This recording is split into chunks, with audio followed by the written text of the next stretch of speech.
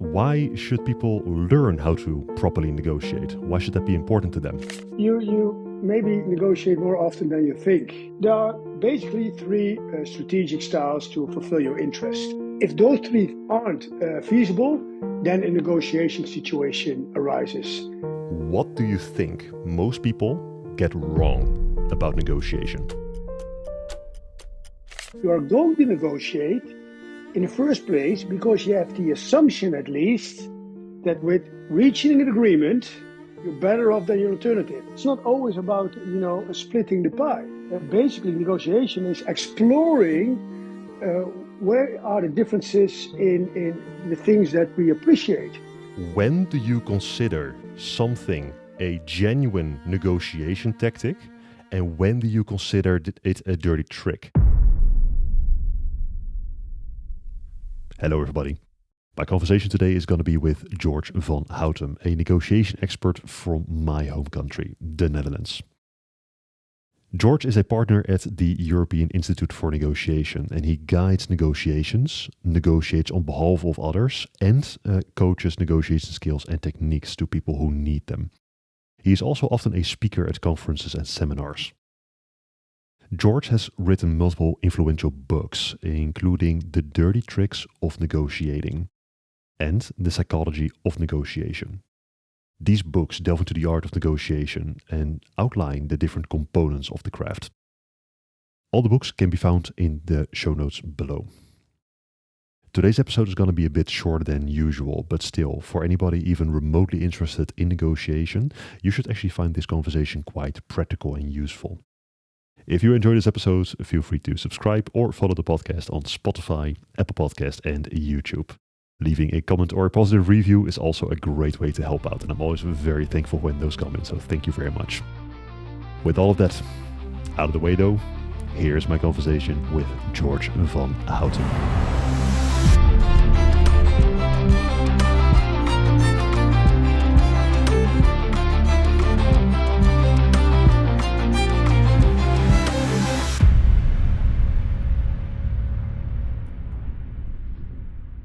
Why should people learn how to properly negotiate? Why should that be important to them?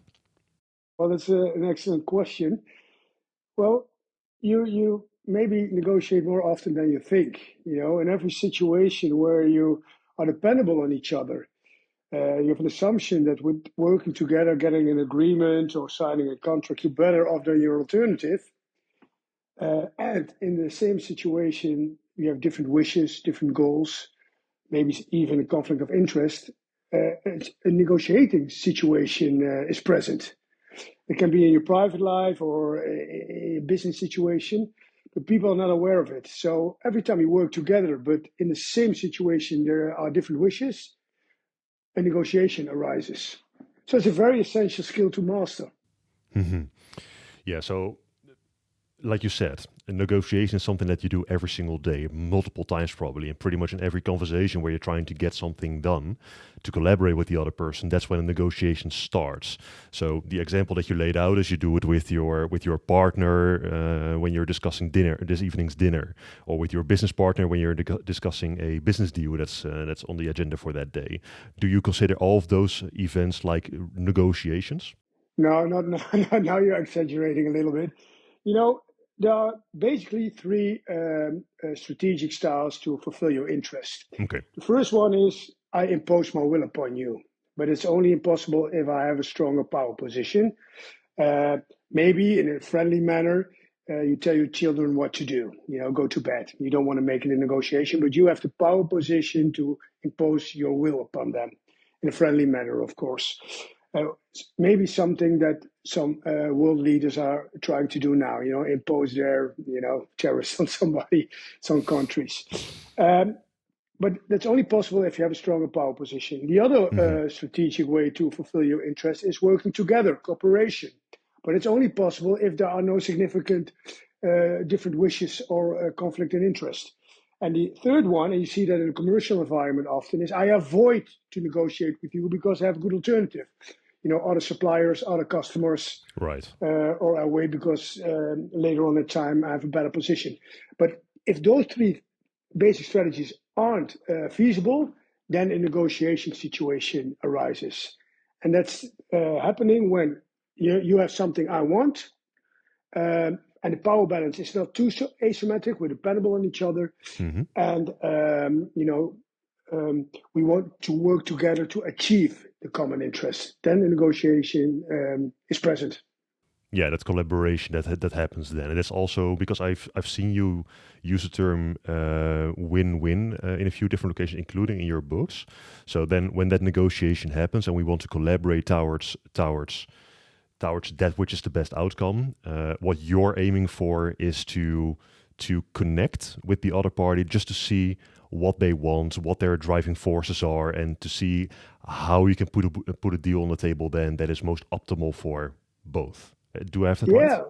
Yeah, yeah, you're perfectly right. A win-win is it's also a cliche, but people don't really understand what the stretch is of win-win. Hmm. When I ask people, what do you consider win-win? People say, yeah, well, both parties are happy, or when they achieve the things they want. Sometimes they even say when they improve themselves compared to the current situation, and that's perfectly a win-win. But it's even further than that. Win-win means every outcome in which negotiators are better off than their alternative. But people don't necessarily feel that way, because I train, for example, buyers, and they say, yeah, I have some difficulty with what you are saying now, because just after the COVID crisis, the prices went up because of transportation costs, energy, labor, etc. And they said, well, the new contract for me is not as good as the contract that I had before. Hmm. Terms and conditions are worse, prices went up. I say, that's true. But nevertheless, signing the contract with your supplier is a better alternative than not signing it. Otherwise, you wouldn't have signed it. So compared to not signing it, the alternative, it's still a win-win, but it doesn't feel that way.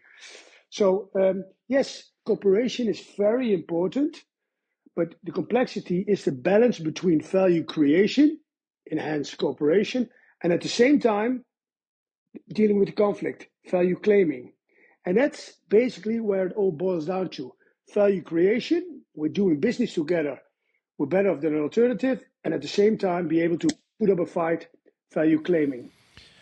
And how do you make sure that you understand the other party? So if you're trying to probe to see what they're all about, what they're trying to reach, and maybe they're giving you information that is not necessarily really reflective of what they really want, right? It's those hidden black swans underneath that you don't know about yet.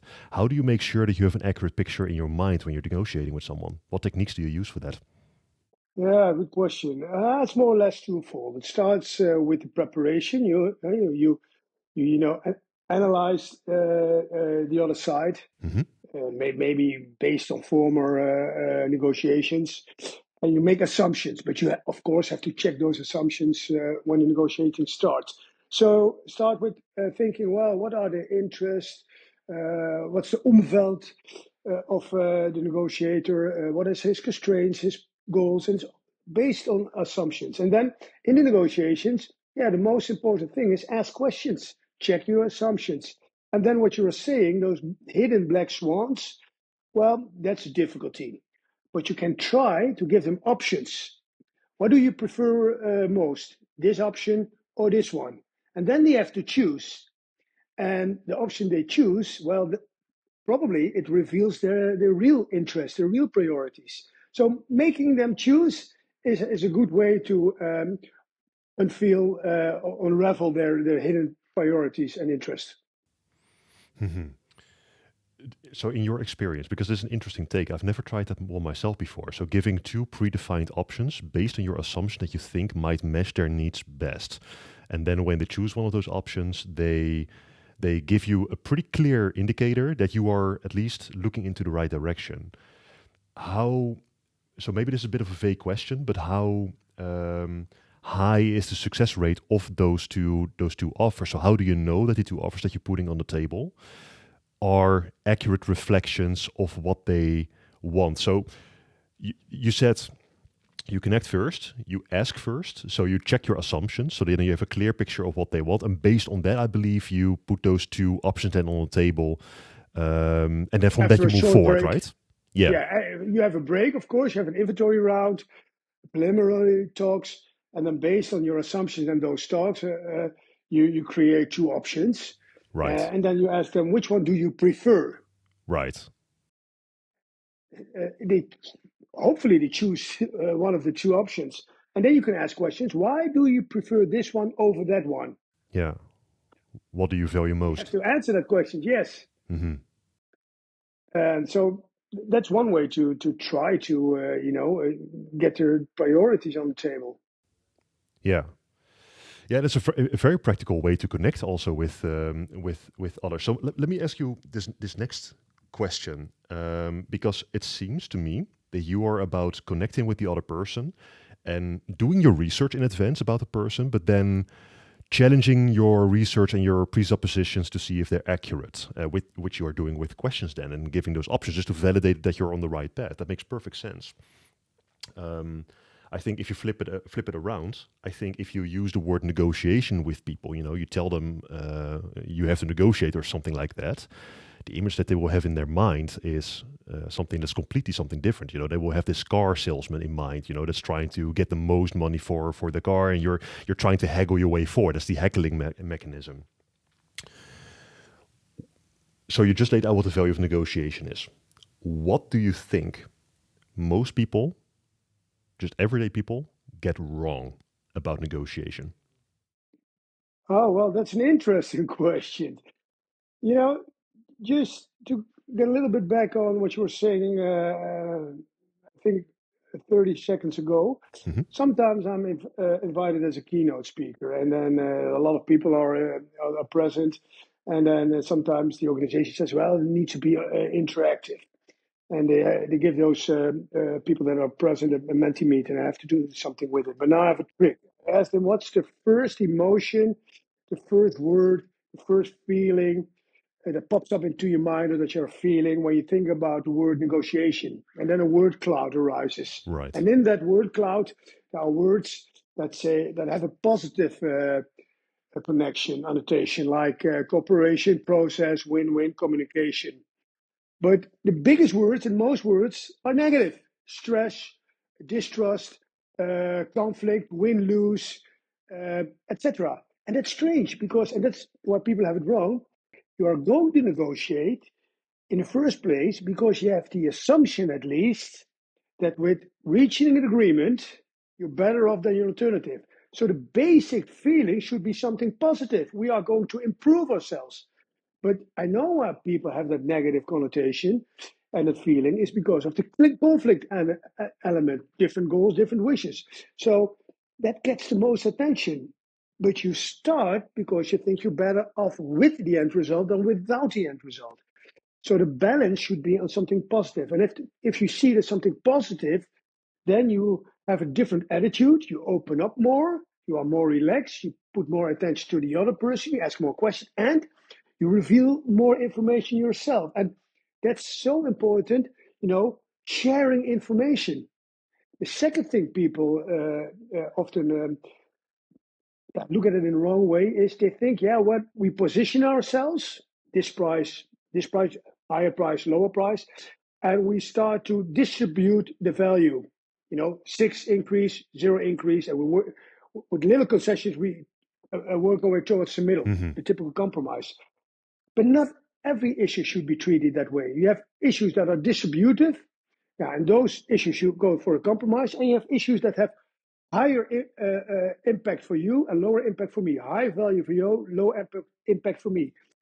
And if an issue is more important for you than it is for me, I should trade it with another issue that's more important for me than it's for you.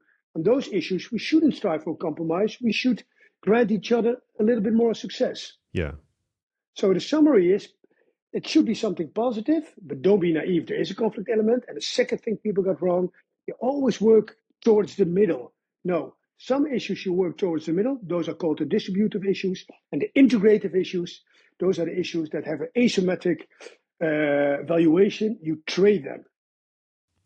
you make sure that the things that are for you most important, they are part of the deal, but at the same time the things that might be of less importance to you but might be of more importance to the other party, you integrate them into the deal as well. So then you create a situation where both sides are very, very excited about the deal and very willing to move forward without any of the two sides having the feeling like, hey, I'm getting ripped off or anything like that. Yeah, it's not always about splitting the pie. Hmm. Basically, negotiation is exploring uh, where are the differences in the things that we appreciate, and we should grant each other more success. For example, we can achieve a compromise on price and achieve a compromise on secure supply, but maybe you want a higher price and I can give you that higher price as long as you secure me 100% security of supply. Right. So then we're better off granting each other success in those topics instead of going for a compromise on both of those topics.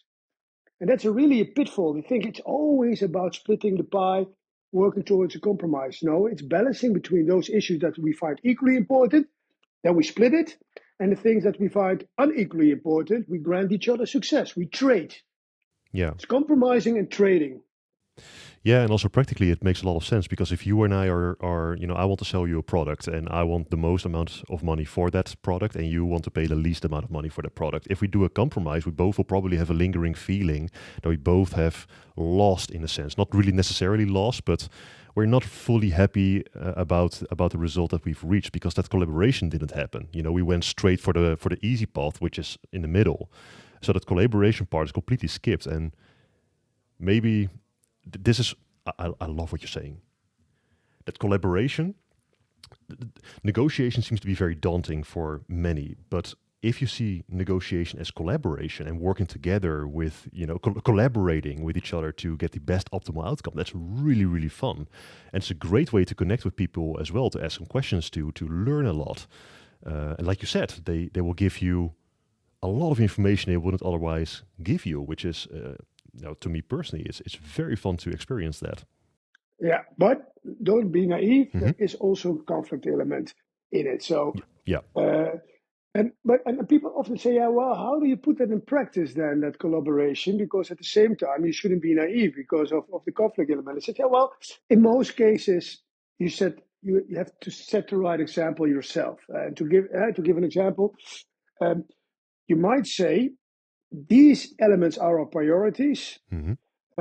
Secure supply, to go back to that example, is my priority. And if we can get an agreement on 100% securing those supplies, then it creates some leeway on the issues that you find important. I'm not telling them how far my leeway is.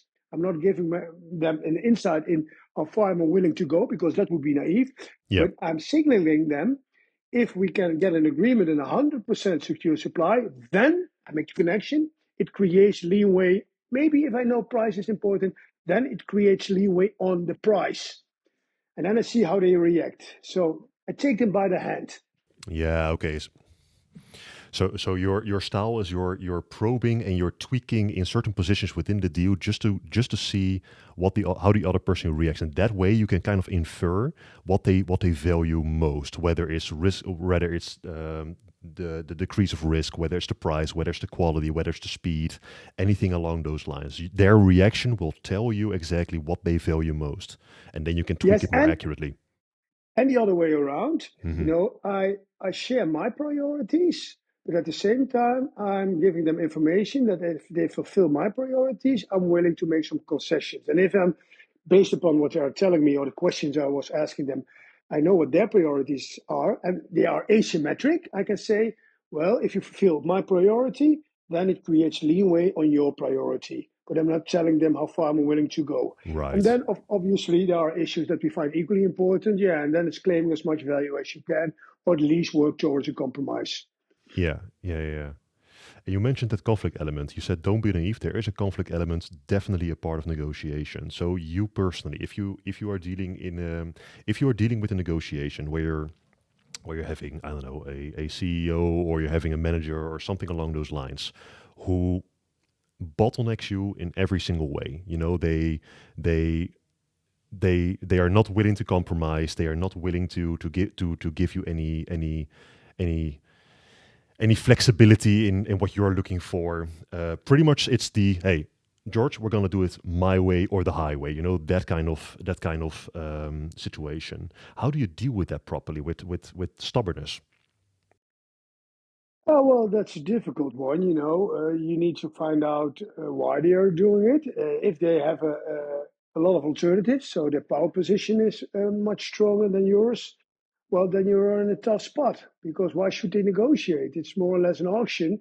And they think, well, if he's not going to fulfill my demands, give in to my demands, I'll go to another supplier or another client or another colleague or employee. So if the power balance is asymmetric, so, somebody is in a position to conduct that style. Hmm. But sometimes it's just they try, they are bluffing. And then you have to call their bluff. And I do it by acknowledge their behavior.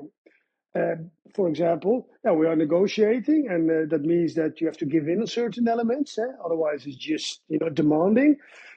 I'm showing you that under certain conditions, I'm willing to make some concessions, but I don't see you mirroring it. And I'm not just giving you that. So if that's the way you want to continue, it's not going to be successful because then we're in an impasse already. So I'm, acknowledge them or not acknowledge them. I'm addressing their behavior and showing them the consequences if they don't change their behavior. Sometimes that works. It's not without a risk because some people, they feel attacked or something. But if you don't address that behavior, they are continuing it because they think they might be successful. So, and then you are influencing it at the moment on the spot. But if they have a good power position, maybe they don't want to negotiate. It's just an option for them. And then you're in a tough spot. Yeah, There's that. nothing, you can't always change the dynamics. You know, the most perfect outcomes or acceptable outcomes, the outcomes that people are most happy with, they are achieved in a situation where the power balance isn't too asymmetric. It's hardly ever symmetric. But if it's too asymmetric, the stronger person is going to impose their demands upon the other side. It's just like nature. They are going to exploit the other side.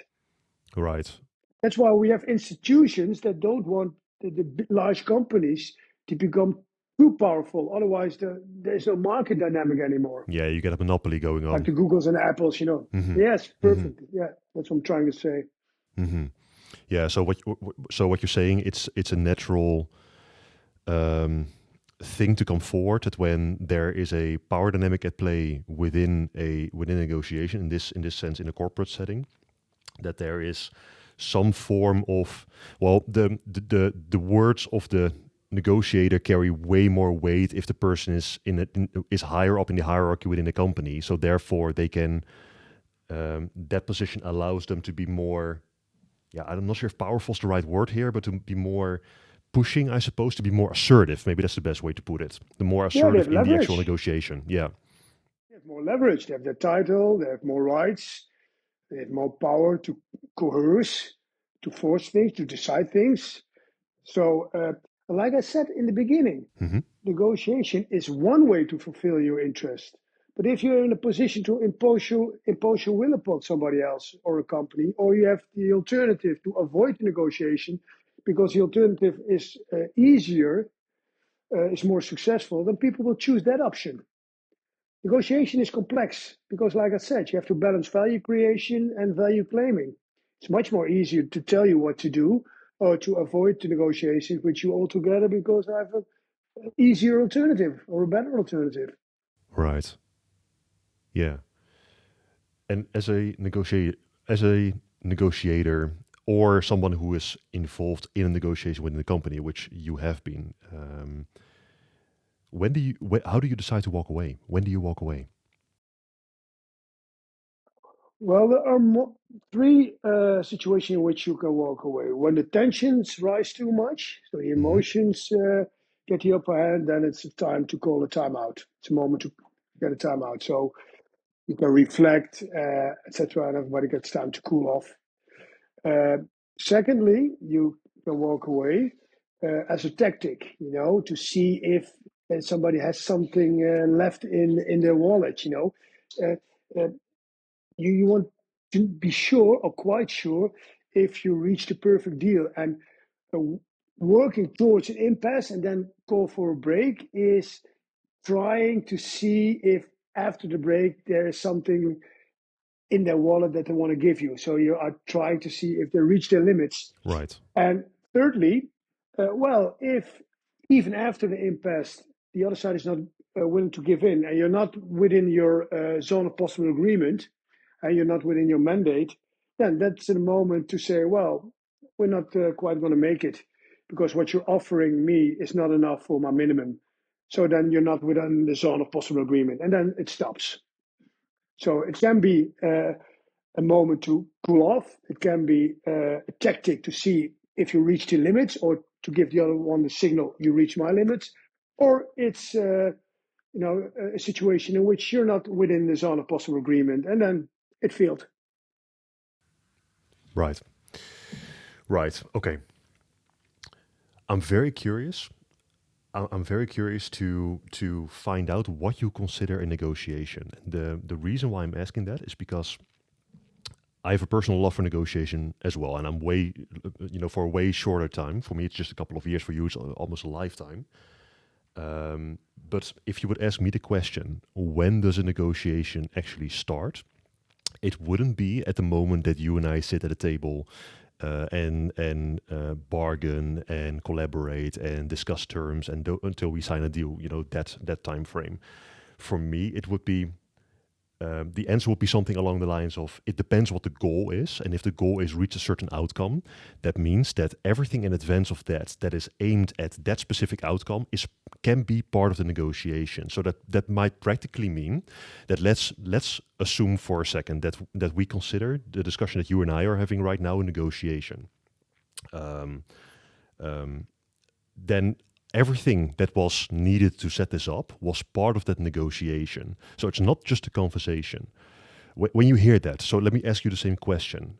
The question is in essence, when does a negotiation start? But with all of this in mind, for you, what do you consider a negotiation? Where does it start? Where does it end? If I shift the question just a little bit, because we're on the same page, you could also ask the question, when do you start to negotiate? Right. Because then the question should be, when do you start to influence the other side? And then we're on the same page perfectly, because if you want to reach a goal, it starts way beyond the moment that we are facing each other. For example, give you an example, when you send out the agenda, the wording on the agenda is also influencing. For example, we are meeting and we are discussing the adjustment of the prices for the Q3 and Q4. I might put on the agenda, adjusting prices, or try to prime you, getting an agreement on higher prices for the second half of 2025. That's already priming you. Or on the other side, a buyer might say to a client or a supplier, every time they meet, well, we're in a tough position, especially with the political tensions. Mm-hmm. We are really looking at our suppliers to reduce prices. And every time they mention something like this, he's influencing that supplier, that salesperson. Mm-hmm. So the negotiation starts way before the actual meeting starts with the title negotiation. You are influencing, if you are a smart negotiator, way before that. Mm-hmm. Mm-hmm. And even after the negotiation, in a continuing relationship, if you execute the negotiation perfectly, meaning you're selling your product, you're delivering your services, and you're doing a good job, that's also influencing the next negotiation, because you delivered it perfectly, and that gives you leverage for the new contract meeting. Yeah. But if you did a lousy job, the leverage is on the other side. Yeah. Yeah. They want a penalty clause, and they don't want to lower prices, whatever. Yeah. Yeah. Yeah. So okay, so there's a whole lot to delve into here, and I can talk to you about this for absolute hours. But with the eye on the timer, because I know that we are a little bit shorter than usual on the podcast, that's perfectly fine. Let me straight away move to the next question. I think I have two more for you. The first one is about the power of silence. How do you feel silence can be a tool to be deployed in a negotiation? Yeah, well, that's a good one. Stretch it a little bit further. Don't be the talker. People think, well, I have to push my will upon the other person, so I need to talk. I need to convince the other one, but the other one is not so much interested in your arguments. They're just interested, basically, in fulfilling their own interest. So if your offer is bad for their interest, you can come up with a lot of arguments. They don't care. They're just looking at the consequences, what you are offering. So you should be asking more questions. And when you ask a question, you should be silent to wait for the answer. So question means be silent to listen to the answer and then ask a little bit deeper. What do you mean? Can you give you an example, etc.? So don't immediately start thinking about your answer, but try to ask another question. But then in the negotiation, as a tactic, now sometimes being silent, makes the other person talk more. Or if there is on the table something that we don't want because we have to adjust the prices, and then we shut up. Who blinks first? Then people think, yeah, the person that blinks first that loses the discussion, but that's not true. That's not true. Mm-hmm. That's a little bit silly. Mm-hmm. I'm not so fond of using silence as a tactic. See if the other one gives in. No, it's more like give the other one the opportunity to talk more or give more information,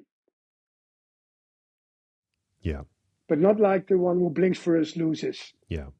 Uh, I think you should, if there is an uncomfortable silence, you just address it. Yeah, we keep silent both, but maybe we should delve a little bit deeper in it. Why this is such a difficult topic, instead of getting uncomfortable and knowing what you are doing. Both you are knowing. I can't start talking first. I can't start talking first. But that's not bringing you together. That's just, nobody wants to lose face. Mm-hmm. So like this, the Harvard method says, give the other one a golden bridge, so he doesn't To have the walk feeling over. that he lose face. Yes. Yeah, yeah. It makes perfect sense. I heard it yesterday in another podcast. I thought it was an absolutely brilliant thing. So it was about going to court and making your arguments to the judge, right? And there's this weak negotiator. Actually, I think you were the one because I read your article. I think you were the one that mentioned this, if I'm not mistaken. Um, that the that the beginner, the junior negotiator, puts forward all these strong arguments that he's thought very well about, 5, 6 arguments, talks for half an hour, and he thinks he's making a very strong case. While all that he is doing is he's giving the opposite side the opportunity to pick out the weakest argument and pick that apart for the whole session, which in this case would be very, very bad for the junior negotiator. I'm not sure if you were the one. Maybe it's so, but I thought it was an absolutely brilliant insight because that's exactly what happened. You're not going to paralyze somebody else with proper arguments. They're not going to care about it. Plus, you don't even know what they value. You're speaking out what you think is important, but not what they think is important. Yeah, I wrote that in one of my books. I'm not quite sure if it was a legal example, Mm-hmm. but if you give them 5, arguments, they pick out the least or the worst one, The weakest, and yeah. then you are the weakest. Sorry, yeah, the weakest. That's what I mean. And then to defend it because that's a reflex. You are going to defend that weakest one. And like I said before, I can give you a real example. I trained buyers a couple of years ago in the same time frame as that end of the COVID crisis. And they came up to me and said, can you provide us with good arguments? Because all the suppliers, they come up with incredible price increases and they have valid arguments like, transportation costs, labor, energy, etc. I said, I can't give you those arguments because they're right. Just acknowledge those arguments. Say that they are right. No, we can't say they're right. Yes, you can say that they are right on an argument level, but that you're not going, to accept the consequences of those arguments. So you can say to them, yeah, I see where you're coming from. I see those indexes as well. But that doesn't mean that you can transfer those price increases to me because then I don't have a viable business case anymore. So you acknowledge the arguments, but you don't accept the consequences. So you say something like, okay, now we have to work out a deal in which, to a certain extent, you are being compensated for the price increase, but I still have a feasible, viable business case. So you acknowledge the arguments, but you are going to work together to get a business deal that is feasible and viable for both of them. It's negotiating, and that means trading value. Mm-hmm. A lot of people are emphasizing to trade arguments, but that's debating. It's Yeah, negotiation. It's exactly. not called debating. Mm-hmm. Yeah, it's a completely different thing. Mm-hmm. Yeah. Often Oh, arguments are a hygiene factor. You must let your arguments must be legit. What you are asking must be legit. So that's why you need arguments. But that doesn't necessarily mean that it's interesting for them. Just like you were just saying, they are interested in the consequences of what you are offering or demanding, not the reason why. yeah, okay. Sometimes it helps because people know where you're coming from, why it's important. So then you're giving them some background information, but it's hardly ever necessary to convince the other one. Yeah, yeah. And just connecting with them, figuring out what they value a lot is a very, very good starting point. Yeah. There's very much to learn from that front and to make a better deal out of that. Yeah. With Show interest instead of being interesting. yes, exactly. Interesting. Yeah, exactly. That's a very good way to think about it. With respect to your time, and if you have more time, that's perfectly fine. But would you be against one more question specifically about your first book?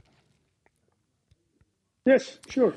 So this is a book that keeps coming forward in every single one of your interviews, which makes perfect sense. And the title, I think you mentioned one. The title is pretty catchy. It's The Dirty Tricks of Negotiation.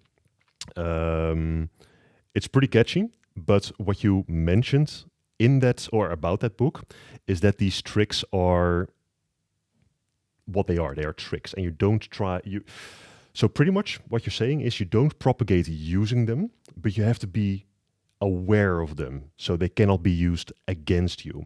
And a couple ones that you mentioned, for example, the first one is the bogey, and if I understand it correctly, with the bogey you mean that someone is pretending something is of different importance than it actually is.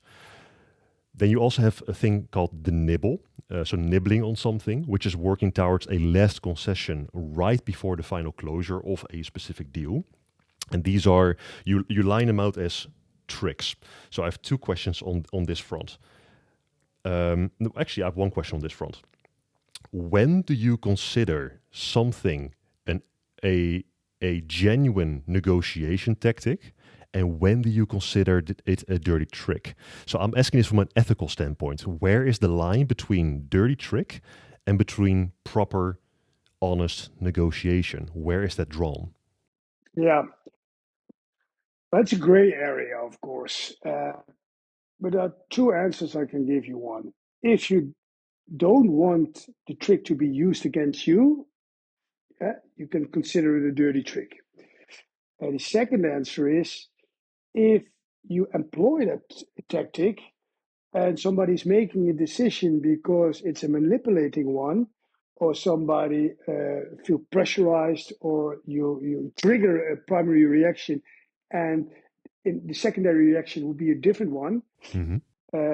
then it's also a dirty trick. So in other words, if somebody would have taken another decision if they took more time, or they didn't feel pressurized, or you didn't pull their leg, then it's called a dirty trick. So either Mm. if you don't want the other side to use it against you, it's a dirty trick, or if somebody took, figuratively speaking, 3 seconds to think about a different reaction, that's also a dirty trick. It's the manipulating thing. That's super interesting. Okay, let me ask you this because I think I know what you mean. So when you are in a negotiation with somebody who has bad intent, who is just in it for themselves, you on the receiving end, you can get the feeling that you're being put under pressure. You feel uneasy, you're on edge. There's something wrong in this conversation. While everything that you laid out in this conversation so far is that collaboration aspect, right? You and I are connecting to each other to find the best possible outcome. That is not pressuring. If we are in a collaboration, I don't feel like I'm walking on eggshells. So would you say that if you feel that you are in a negotiation where the negotiator is putting you on eggshells, it's starting to make you feel very wary of what's happening, that's a good indicator of those dirty tricks being used against you? Well, that might be an indicator. It might also be an indication that they're in mainly for themselves. Yeah, should put your guard up. So it's an indicator that they are emphasizing more on value claiming Right. than value creating. So yeah, in that sense, you're perfectly right. Yeah, that makes perfect sense. Beautiful. George, this is something, again, we can talk for hours about this. Negotiation, believe it or not, is actually one of my favorite topics in the world. It's an amazing craft. So I'm not sure if envy is the right word here, but I definitely respect the fact that you made your life's work out of this, and you wrote 4 books about it. I'll make sure to also link them down below.